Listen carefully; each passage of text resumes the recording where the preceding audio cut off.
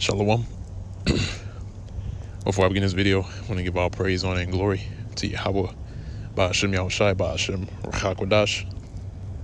Double honors to the apostles and the elders of Great Millstone. They continually rule very well to this very day. That is still feeding the flock through the Spirit and power of Yahweh, Ba'ashem Yahushai. And also Shalom to the hopeful elect that is also following in the footsteps of Yahushai in teaching, and also the ancient men, and also as well the apostles and elders of Great Millstone as well in his work. Give it diligence to make your call and election sure, in faith, and truth and sincerity, and all charity. Now, on the topic of this video is going to be entitled "Enemies for Righteousness' Sake." Okay, enemies for righteousness' sake.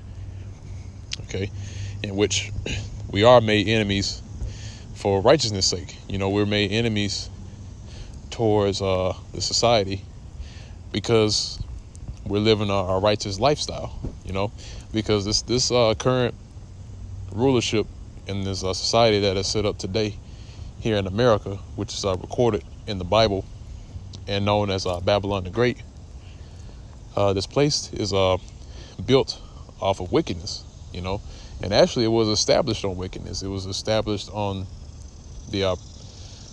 the methods of rape, rob, and murder.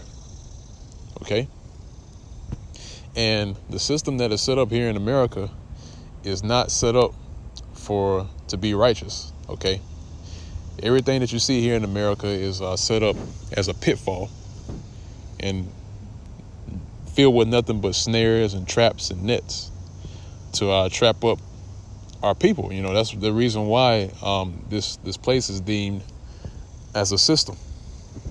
Okay, in which if you go into the word system, all right, that word breaks down into a pit. Okay, and not just that, but also a pit for trapping lions. Okay, in which that represents the nation of Israel. Okay, because we speak of the lion of the tribe of Judah, right, in which the lion really represents us. Okay, we're the lions that are trapped in that pit. Okay, because we have to operate according to this current system that we're in right now, which again is based off of wickedness. Okay, and also as well, not just that, but because, you know, you have our people that see us and they see how we operate and they see the vibration that is put on the men of the Lord, and you know, it makes them feel some type of way. Okay, it makes them feel that it makes them feel that they're being judged when they see us. Okay, because they feel the spirit that is on us, that the spirit of Yahweh Ba'ashem Yahushai is on us, and they feel that they're being judged when they see us. You know, how we operate, how we live our lives. You know, our lives are the lives that we live here in this current kingdom right now, which is pertaining unto righteousness. That's offensive to 2/3 of our people, and that's also offensive to the Edomites, which is the true biblical nationality of the so-called white man. Okay. See, the lifestyle that we live is offensive towards them. They don't want to have any part of it. They don't want to be anywhere near it. All right. Again, that's the vibration that we give off. Okay. And to be upright in this current kingdom is looked at as something that is you know, like lame, or, you know, something that's not really the big, you know, big deal or the big thing now. All right. Now it's cool and it's looked at as the greatest achievement on the planet Earth to be to conduct yourself as a demon. Okay, the more that you act like a demon in society, the more that you're gonna get positive attention from the rest of these people that are here. But the more that you stray away from that demonic vibration, you know, the more and more people look at you in a strange way. Okay, and all the brothers can attest to this. All right, and you know, it's at a certain point, you know, it becomes normal, you know, because we're not a part of this world, and just how Yahweh Shai wasn't a part of this world, we looked at it as something that is strange, like the brother in our camp, like I always say, that it's like we stepped out of a time machine, okay? Because this is new to these people, all right? But another note to add on here, I'm going to go ahead and jump to the scriptures here in a minute. Another thing to add on is that we're about to be persecuted for righteousness' sake, okay? Because of this word. Okay, so don't be surprised if, we looked at as public enemy number one, okay? Because through the spirit and power of Yahweh Shem Shai, he has used us to push forth this word, and the word is now being made manifest, okay? And they see that, and since they see that, they're gonna try everything that they can come up with in the book or in the books to get us off of the highways and byways and to destroy us. That's the end goal for these the higher ups of Esau, okay? To have us destroyed. So I'm gonna go ahead and jump into the precepts. First one I'm gonna grab is Isaiah chapter 59. Let's see, Slack Isaiah 59 verse 15. It says, yea, actually Slack right,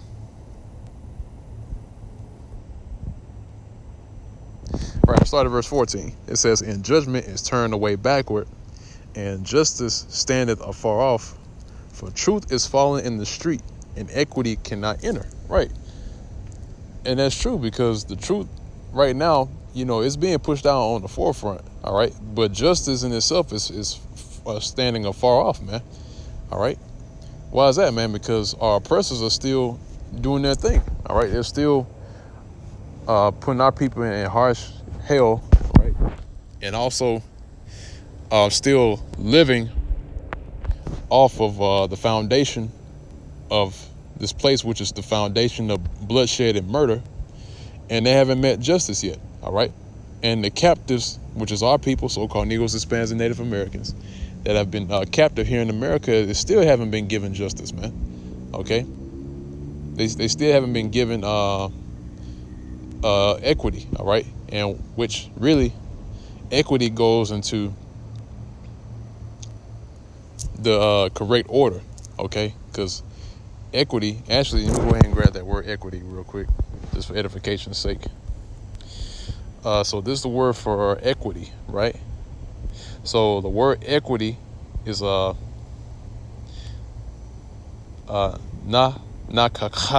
all right? Na-kakha, which means straight in front, be in front of, straight, right, all right? The true things, okay? A truth, the right thing, uprightness, okay, straightforwardness. So things that are upright, okay, that's what it means to be in equity, okay. So equity, which is something that's upright, something that's righteous and true, cannot enter, okay. Why? Because the devil that the Bible speaks of, Edom, is in rulership, okay. That's why equity cannot enter in, because Edom operates the society under the vibration of lies and deceit, okay? And after years and years that have lies and deceit has been pushed, now it's starting to deteriorate, and truth is now being put out in the forefront, and people are listening, okay? Verse 15 says, yea, truth faileth, and he that departed from evil, and there's a point, he that departed from evil maketh himself a prey, okay? So if you even attempt to depart from evil or wicked ways, you're going to get met with opposition here in this society, okay? I mean, that's going to be expected, okay? Because these people, the people that are living here and being comfortable and living under the vibration of Babylon and under Esau,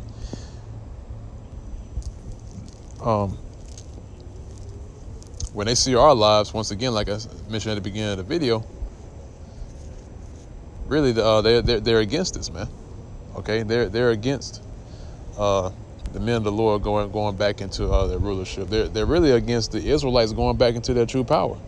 Okay, because especially the higher ups of Esau, they know that us going back into our power, or going back towards our power and worshiping our power, which is Yahweh Ba'Shem Yahushai, that's the end of their kingdom. Okay? So that's why these things are set up. So again, it says, yea, truth faileth, and he that departed from evil making himself a prey. Okay? So again, again, you are making yourself a prey when you do that, man. So again, even if you attempt to escape, wickedness or anything like that, they're going to try to pull you right back into it. Okay? Or to make you seem crazy for doing these things. Okay? Because it's not normal to them. Wickedness is normal to these people. Okay? Continue on, it says, and the Lord saw it, and it displeased him that there was no judgment. Okay? And that's true, there is no judgment being put forth. And actually, since the scriptures say that, it says there's no judgment, or actually, let me go back.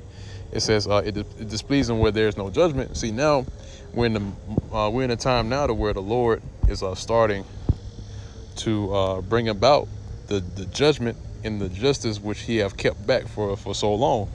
And the reason why he's kept that back for so long is because the elect has to be awoken. Okay, that's the reason you go into the book of Revelation chapter 7. If I'm not mistaken, it goes into the 144,000 and the angels that are standing on the four corners of the earth that are holding back the destruction. Okay. So this is the book of Habakkuk chapter 1 verse 4. It says, therefore the law is slack, judgment doth never go forth. For the wicked doth compass about the righteous. And that's true, man. The wicked compass us all around about, man. Okay? But like it says here, the law is slack and judgment doth never go forth. And you will see instances here and there with, the Lord dealing out judgment. But it won't be, it may not be the same day. It could be a week after, it could be months after, it could be a year after. But the Lord has judgment reserved for the people that are living here on the planet Earth. Okay? Especially for the Edomites. Okay? So when it's time for the Lord to deal out the judgment at full force, he's going to lay it out, man. There's going to be no escape. Okay? And another reason why this is even happening, in the scripture here, is because the Lord is allowing Esau to build up the tab. Okay? And then when the Lord comes back to ask, or comes back to get that tab from Esau or Edom, Esau's going to have to pay. All right? There's going to be no escape for him, man. Okay? Reading on, it says, for the wicked doth compass about the righteous, therefore a wrong judgment proceeded, right? Because it's more of them than it is us. Okay?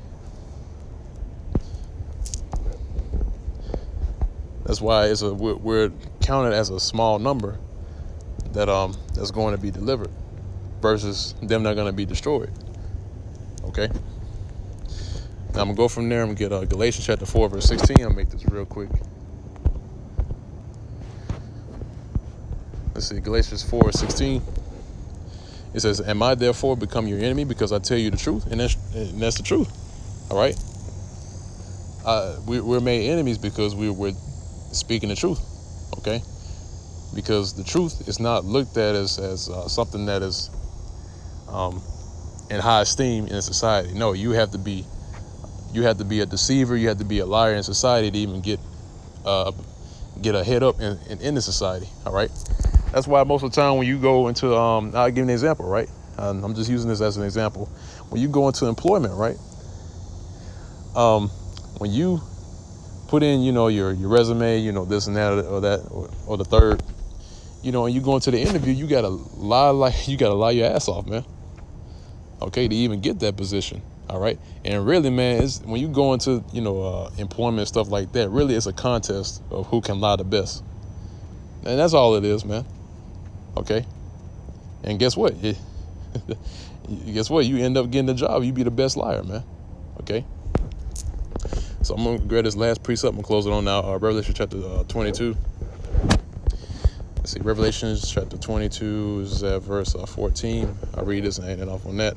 Blessed are they that do his commandments, that they may have right to the tree of life and may enter in through the gates into the city. For without are dogs and sorcerers and whoremongers and murderers and idolaters and whosoever loveth and maketh a lie. So the ones that do not have part or right to the tree of life and to the book of life, whose names are not written in the book of life, all right, they are known as the dogs, the sorcerers, in which the dogs represents the other nations, and sorcerers and whoremongers and murderers and idolaters and whosoever loveth to make a lie. See that? So the ones that love and make lies, they're not going to take part in that, man. Okay. And they can't see it, of course, but us being in the spirit, we see that, man. Okay. But I'm going to go ahead and end off on that note. Lord's will, this was edifying to the elect of the nation of Israel. Till next time, once again, I want to give all praise, honor, and glory to Yahweh, Ba'ashem Yahushai, Ba'ashem Ruach HaKodesh. Double honors to the apostles and elders of Great Millstone that rule well to this day, and also Shalom.